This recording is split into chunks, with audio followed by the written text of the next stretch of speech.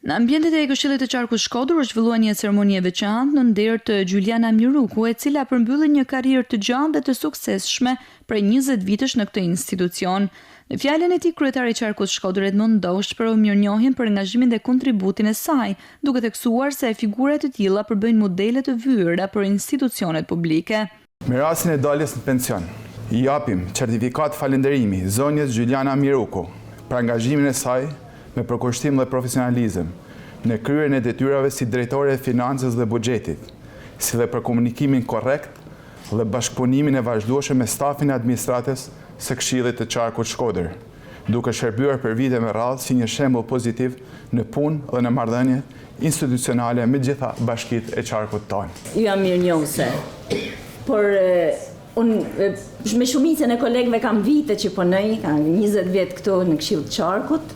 edhe me mirënjohjen më të madhe për gjithsecilin prej jush. Në përmbyllje të ceremonisë, kolegët dhe bashkëpunëtorët i uruan Mirukut shëndet dhe një kapitull të ri të jetës të mbushur me qetësi dhe lumturi pranë familjes së saj. Sot është ditë për ty, largimi, po është largimi për ne, nuk kemi të pas për dishmërinë tonë. Unë mësu si kurse të kina pas, pikë dhe ferimit, edhe pse kena këndëtyra paralele, kena besu, kena përpunu të profesionalizmi, ka pas rastat që tonet nuk mas kënë kënë të nivellit mesatar, por kanë ardhë dhe kanë bukan zgjidhe dhe duhula.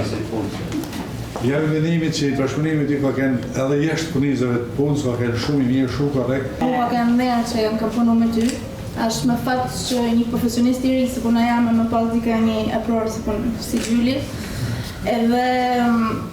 besoj se marrëdhëniet tona s'kan më shkut, na jena përtej kolegëve, edhe turojmë të më të mirë. Kjo ceremoni shërbeu gjithashtu si një moment të reflektimi mbi rëndësinë e profesionalizmit dhe korrektësinë në shërbimin publik, vlera që zonja Miruku i ka mishuruar gjatë gjithë karrierës së saj. Prej vitit 2006 ajo ka shërbyer në Këshillin e Qarkut Shkodër si përgjegjëse finance, ndërsa më herët ka qenë pjesë e institucioneve të ndryshme publike si Dega e Thesarit, Monumentet e Kulturës, Ndërmarrje Gjeologjike e tjerë.